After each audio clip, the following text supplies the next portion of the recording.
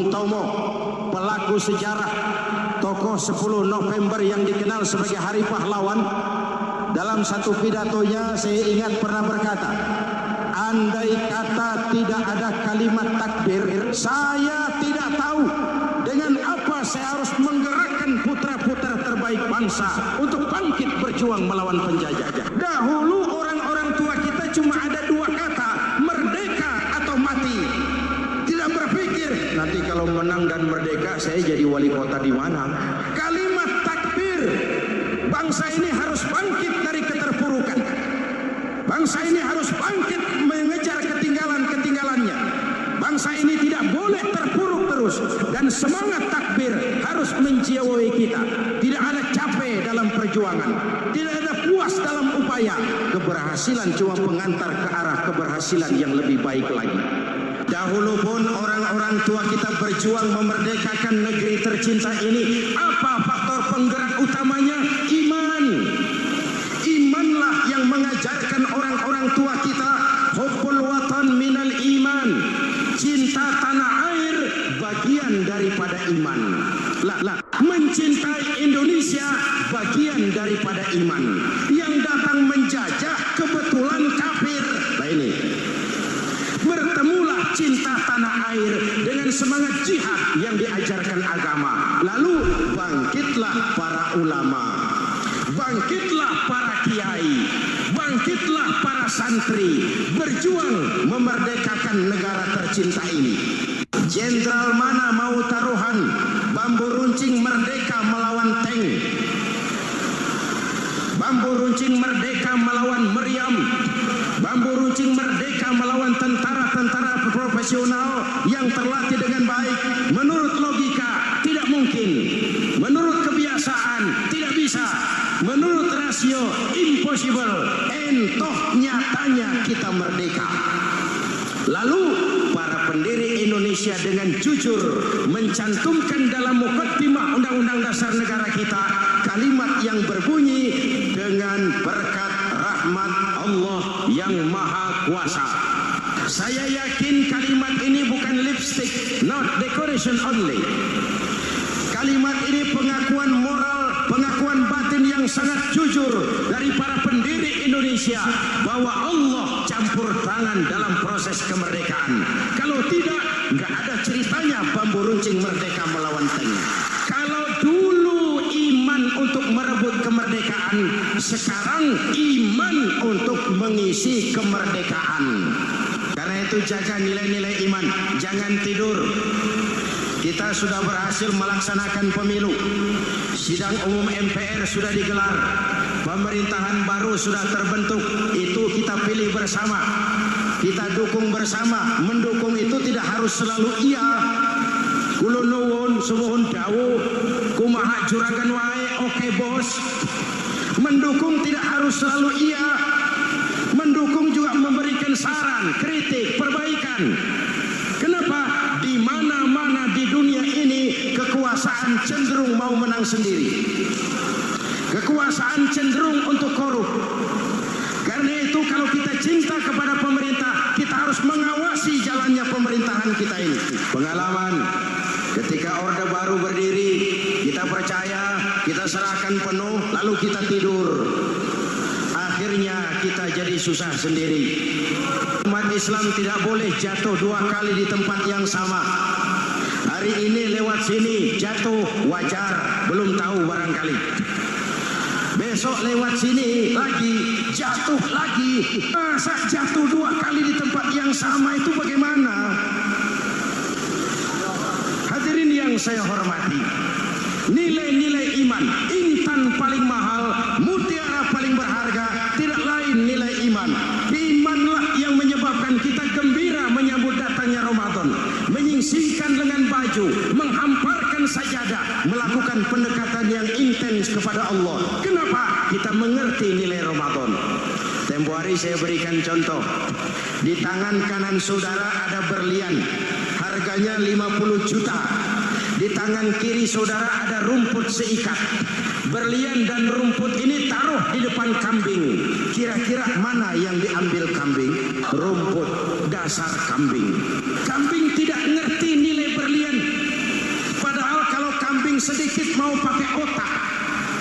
Kalau berlian yang saya ambil, kata kambing, lalu saya bawa ke pasar, kemudian saya jual, harganya 30 juta, lalu dibelikan rumput, dapat rumput sekabupaten.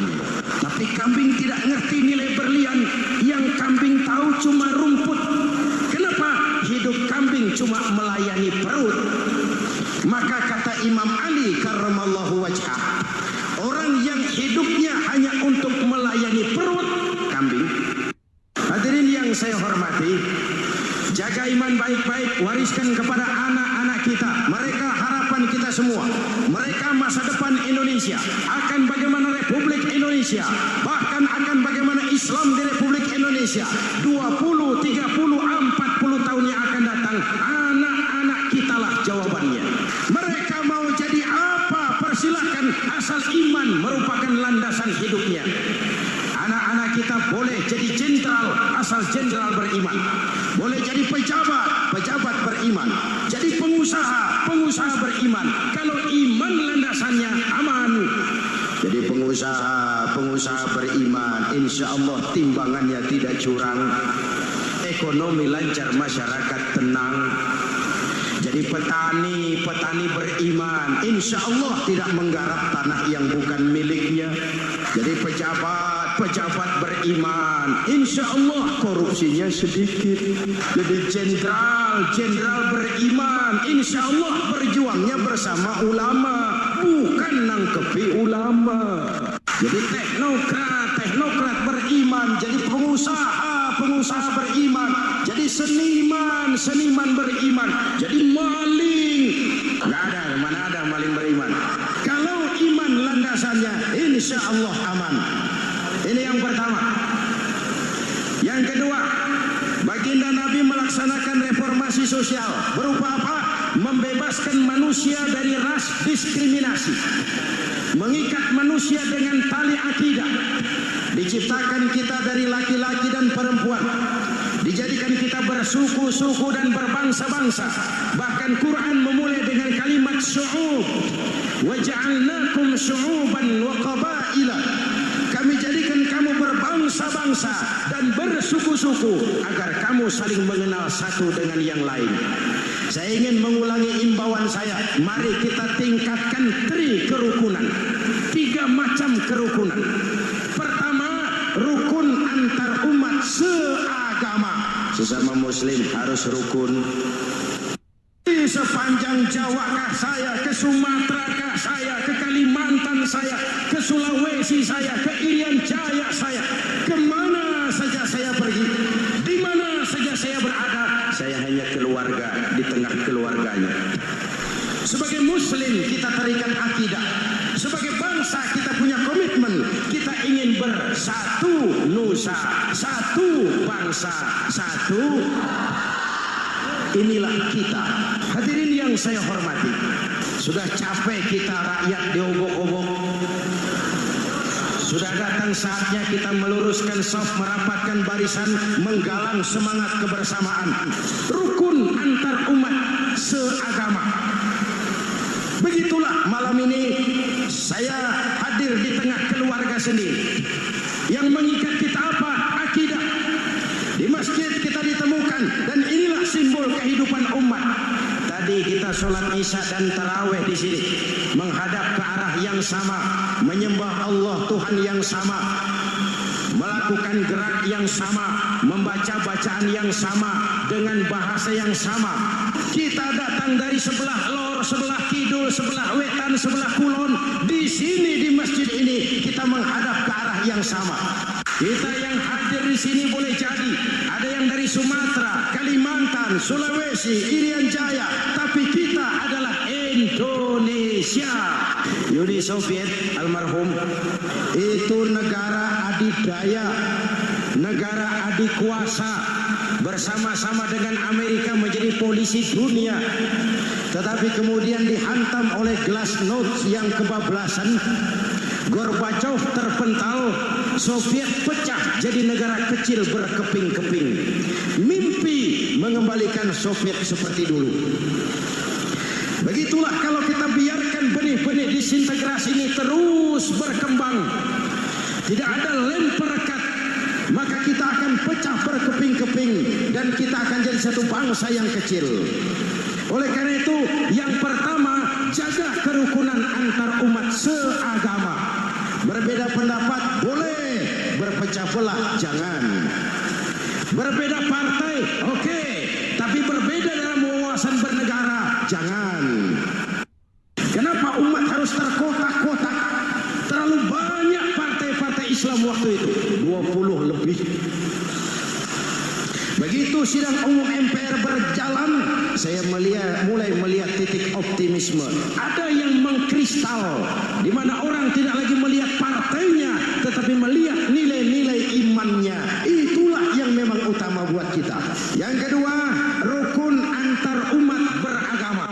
Inilah yang terpenting, menjaga kerukunan antar umat beragama. Saling menghormati, saling menghargai. Jangan melakukan kamuflase. Jangan melakukan tindakan-tindakan yang rawan dan peka. Misalnya umat Islam membangun masjid di tengah perkampungan orang Kristen, padahal tidak ada Islamnya di situ. Itu bisa menimbulkan kerawanan. Atau sebaliknya, membangun gereja di tengah perkampungan umat Islam yang tidak ada Kristennya di situ.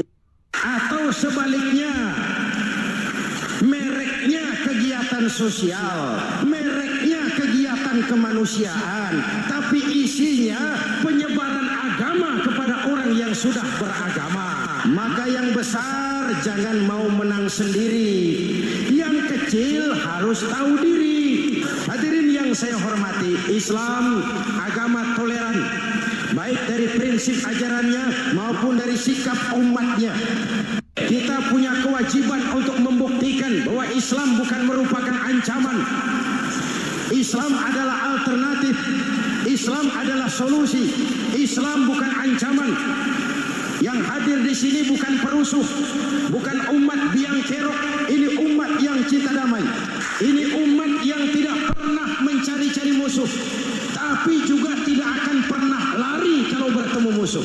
Saling menghargai, saling menghormati. Jangan main hakim sendiri, tapi juga jangan mau menang sendiri.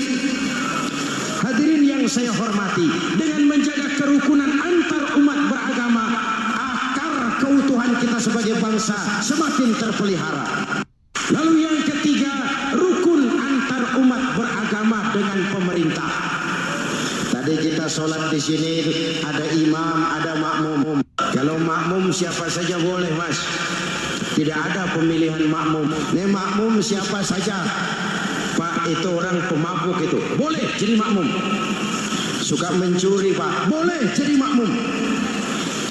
Bacaannya tidak fasih, boleh jadi makmum. Ketinggalan satu rakaat, boleh jadi makmum. Tapi tidak tiap orang boleh jadi imam. Kenapa? Imam mau mimpin orang banyak. Kalau dia bodoh, bagaimana nasib makmumnya? Hadirin yang saya hormati, rukun antar umat beragama dengan pemerintah. Pemerintah yang legitimate, yang dihasilkan lewat proses demokrasi. Benarnya kita dukung, salahnya kita tegur, kita kritik, kita perbaiki, kita berikan saran-saran yang baik. Sekali lagi, jangan tidur. Sudah lewat masanya. Kemarin kita menghadapi satu masa yang penuh krusial. Sudah datang saatnya kita bersama-sama bahu-membahu mengatasi kesulitan besar yang tengah kita hadapi sekarang ini. Dengan 3 kerukunan ini, insya Allah keutuhan kita sebagai bangsa akan lebih terpelihara. Ini reformasi kedua. Dalam konteks kita sekarang, menjaga semangat kebersamaan. Saya sering mempopulerkan di masyarakat kita, umat Islam bangsa Indonesia seperti 5 jari ini. Kalau kompak, apa yang tidak terpegang? Tapi kalau berpecah belah, apa yang mau dipegang? Yang ini namanya ibu jari. Umaro ini, pemerintah. Kerja apa saja kalau sudah diginikan pemerintah, lumayan. Yang ini telunjuk, alat untuk menunjuk. Ini orang yang punya uang, orang kaya, para pengusaha, investor. Kita perlu untuk memulihkan roda perekonomian kita. Di mana-mana kalau orang sugih nunjuk, lancar urusan. Yang ini jadi tengah lah ini. Di tengah dia, ke kanan tidak, ke kiri tidak. Milik semua golongan ini, netral. Siapa ini? TNI. Siapa ini? Cendekiawan. Siapa ini? Ulama idealnya ini. Milik semua, tidak kemana-mana tapi ada di mana-mana. Gak bisa diajak suitan ini. Ini jadi manis. Remaja, pemuda, masa muda, masa yang paling manis. Semua harapan milik pemuda. Belum pernah saya dengar ada orang pidato para kakek-kakek harapan bangsa, belum pernah. Mesti kalau sudah harapan umat, pemuda, harapan negara, pemuda, harapan agama, pemuda, harapan bangsa, jari manis. Yang ini kelingking, jari paling kecil ini. Ini kaum wanita ini, perempuan kecil tapi mantap. Ini ibu jari ini besar ini. Sweet ketemu kelingking, kalah ibu jari ini. Di mana-mana kekuasaan sering kalah sama perempuan. Siapa yang mendorong-dorong Nabi Adam memetik pohon buah khuldi? Julius Caesar tunduk kepada Cleopatra. Siapa Cleopatra? Napoleon, singa daratan Eropa, the Lion of Europe. Luas kekuasaannya, hebat tentaranya, bertekuk lutut di bawah kaki Margaret Josephine. Hadirin yang saya hormati, kalau 5 pilar ini bersatu, ringan sama dijinjing, berat sama dipikul, kita akan jadi satu bangsa yang kuat. Dengan Ramadan, dengan tabligh akbar malam ini, mari kita jaga semangat kebersamaan. Saya selalu mengingatkan sekarang lebih banyak tukang kompor daripada tukang lem. Hangati sana, sulut sini, bakar sana, panasi sini. Terbakar kita, dia lari tepuk tangan, dan kita yang rugi. Kembangkan terus kerukunan antar umat seagama, antar umat beragama, dan antar umat beragama dengan pemerintah. Muslim bagaikan satu tubuh. Jikalau yang satu sakit, yang lain ikut merasakan sakit. Muslim bagaikan sebuah bangunan, yang satu sama lain harus saling memperkuat. Ada yang jadi tiang, tentu. Ada yang jadi pintu, memang. Ada yang jadi genteng, iya. Tapi satu sama lain harus saling memperkuat. Tidak bisa genteng ngomong sama tiang. Kata genteng, saudara tiang, kamu sih enak. Saya setengah mati, kata genteng. Hujan kehujanan, panas kepanasan, kadang-kadang anak-anak nakal saya dilontari batu, kata genteng. Yang jadi tiang ngomong lagi, kata tiang, saudara genteng, jangan sembarangan kalau ngomong. Kamu kira kamu bisa nongkrong di atas? Itu gara-gara siapa, genteng? Aku yang topang dari bawah, kata tiang. Kamu jadi anggota DPR, jadi anggota MPR, jadi pejabat, kami rakyat yang angkat. Jangan waktu di bawah rajin ngamalkan ayat kursi, dapat kursi lupa sama ayat. Mari ringan sama kita jinjing, berat sama kita pikul, duduk ya kita sama rendah, berdiri kita sama tegak. Tidak ada warga negara kelas 1 di Republik ini. Yang ketiga, reformasi menegakkan keadilan, menyelamatkan manusia dari kezaliman. Sebelum Islam datang, sebelum Rasul datang, manusia dibedakan oleh hartanya, manusia dibedakan oleh warna kulitnya, manusia dibedakan oleh keturunannya. Beliau dengan tegas mengajarkan, innallaha la yanzuru ila suwarikum wala ila amwalikum walakin yanzuru ila qulubikum wa a'malikum. Allah tidak melihat potonganmu, Allah tidak melihat hartamu. Yang Allah lihat itu hatimu dan amal perbuatanmu. Perjuangan menegakkan keadilan. Hadirin yang saya hormati, itulah yang menyebabkan reformasi kita menggelinding. Menuntut keadilan, baik keadilan di bidang politik, keadilan di bidang ekonomi, keadilan di bidang hukum. Nabi pernah mengingatkan, hakim, kata Nabi, itu ada 3 macam. Al-qudatu salasatun. Hakim ada 3 macam. 1, surga, 2 di neraka. Hadirin yang saya hormati, siapa yang hakim ke surga itu? Ada hakim yang tahu tentang kebenaran, lalu siap melaksanakan kebenaran itu, menghukum dengan kebenaran apapun resikonya, walaupun dimusuhi atasannya, walaupun bertentangan dengan nuraninya, karena itu orang yang dia sukai, tapi dia tetap melaksanakan hukum. Hakim yang mengerti tentang kebenaran sesuatu lalu melaksanakan hukum dengan kebenaran itu yang akan sampai ke surga.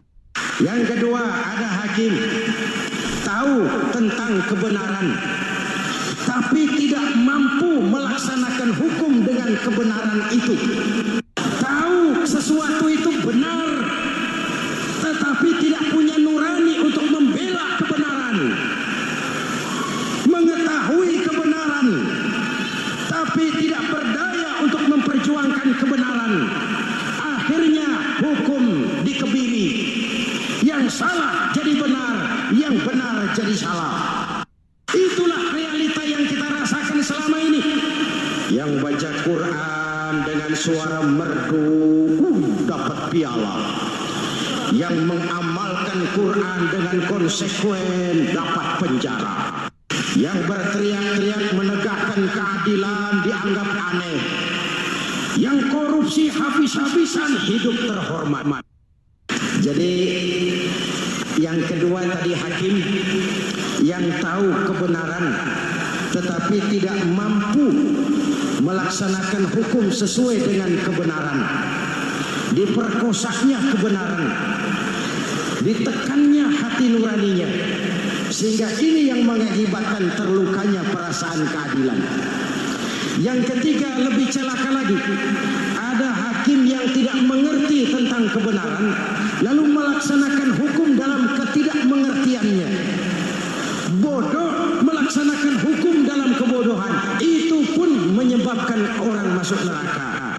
Hadirin yang saya hormati, reformasi yang dilaksanakan Rasul berjuang menegakkan keadilan.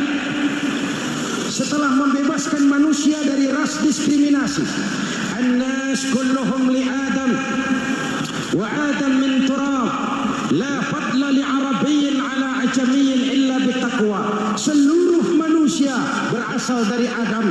Adam diciptakan dari tanah dan tidak ada kelebihan Arab dengan yang bukan Arab kecuali dengan takwanya. Nah, saya masih ingat sebuah cerita. Pada waktu Umar bin Khattab radhiyallahu anhu menjadi khalifah, menjadi Amirul Mukminin, itu yang jadi gubernur di Mesir adalah Amr bin As. Satu saat Amr bin As ingin mendirikan masjid, tapi tanah lokasi masjid itu milik orang Yahudi. Ada gubuk di situ. Dipanggil Yahudi ini oleh Amr bin As. Saudara Yahudi, iya. Itu rumahmu ya? Iya. Sudah tahu belum? Belum. Begini, kamu bangun sembarangan saja. Rumahmu kena jalur hijau itu. Lalu saya mau bangun masjid di situ. Ya tapi ada rumah saya, Pak. Sudahlah, rumahmu saya bayar, saya beli. Enggak mau, Pak. Rumah saya cuma itu-itunya. Saya bayar 2 kali lipat. Enggak mau, Pak. Enggak mau. Sudahlah, saya ganti rugi. Ya, enggak mau, Pak. Namanya juga ganti rugi, Pak. Biar digantikan tetap rugi. Amr bin As ini wong cilik kok bertingkah amat. Panggil Kamtib. Hei, Gusur. Ditarik rumah Yahudi ini, ambrol. Menitiskan air mata si Yahudi di sudut kehidupan. Begini wong cilik ini sudah jatuh tertimpa tangga. Rumah cuma sak gubuk-gubuknya diderek oleh petugas. Pikir-pikir Amr bin As kan cuma gubernur, di atasnya kan masih ada khalifah Umar bin Khattab. Saya mau lapor ke pusat.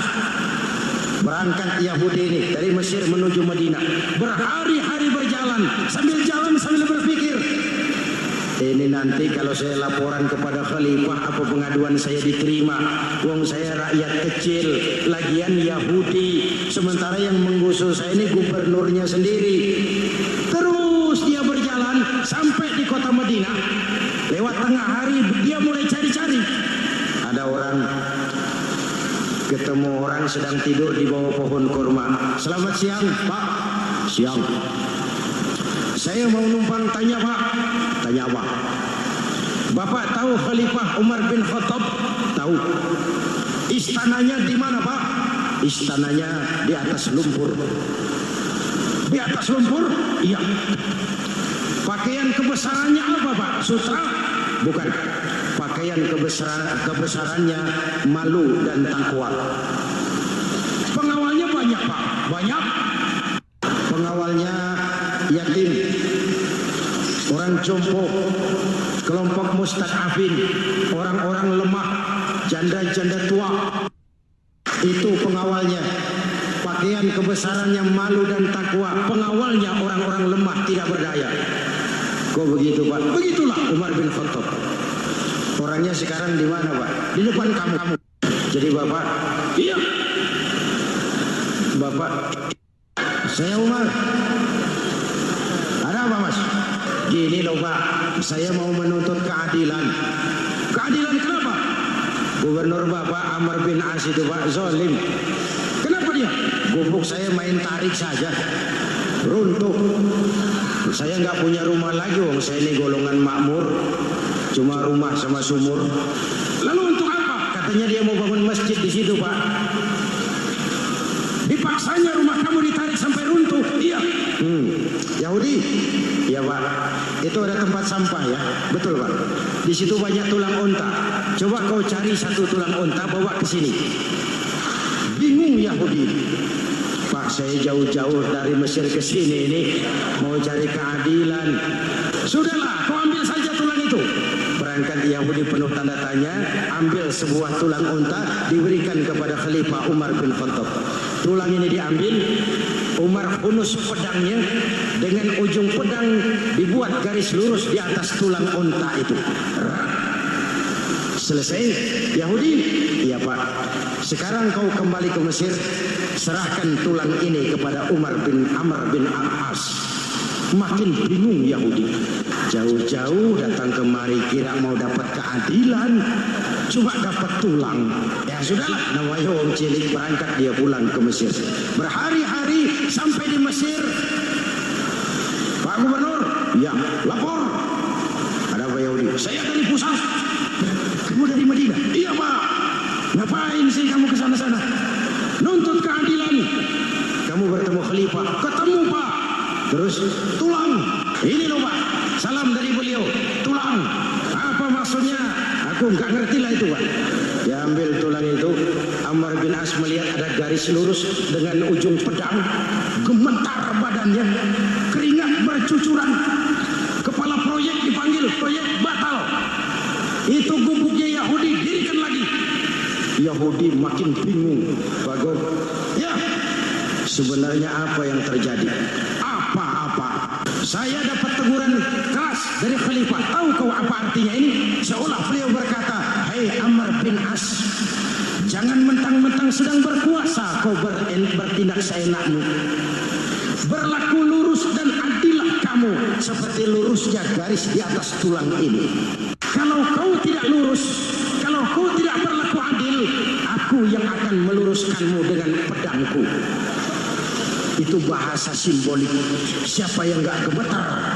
Oh, Pak, kalau begitu Islam adil ya, Pak? Adil. Jadi saya menang, Pak. Menang kamu. Padahal saya Yahudi. Yahudi. Pak, sudahlah kalau begitu, Pak. Bagaimana?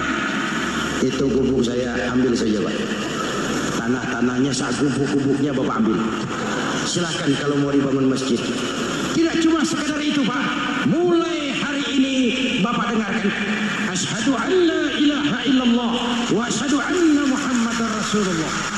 Yahudi bisa menang perkara menghadapi gubernur di Indonesia.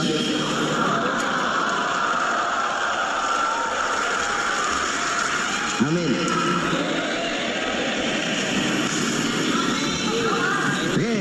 Lalu siapa pemimpin adil itu? Setiap kita kan pemimpin. Presiden, pemimpin di negaranya. Gubernur, pemimpin di provinsinya. dirinya, bupati pemimpin di kabupatennya, Pak Camat pemimpin kecamatannya, Pak Lurah pemimpin di kelurahannya, suami pemimpin di rumah tangganya, anak muda pemimpin bagi dirinya. Dan setiap kita akan dimintakan tanggung jawab. Anak muda pemimpin buat dirinya, nanti diminta tanggung jawab. Kakimu kau bawa jalan kemana? Tanganmu ngambil apa? Lidahmu bicara apa? Matamu mentelang, apa yang dilihat? Seluruhnya akan dimintakan pertanggungan jawab. Marilah kita jadi orang yang adil kepada diri, kepada keluarga, dan akhirnya kepada masyarakat, bangsa dan negara. Hadirin yang saya hormati, satu ayat yang sering dibaca pada akhir khutbah khatib Jumat, innallaha ya'muru bil adli wal ihsan. Allah memerintahkan kamu berlaku adil dan berbuat ihsan. Tidak sekedar adil tapi ihsan. Ihsan nilainya lebih tinggi dari adil. Contoh, nah, tolong taruh telur itu di pinggir meja.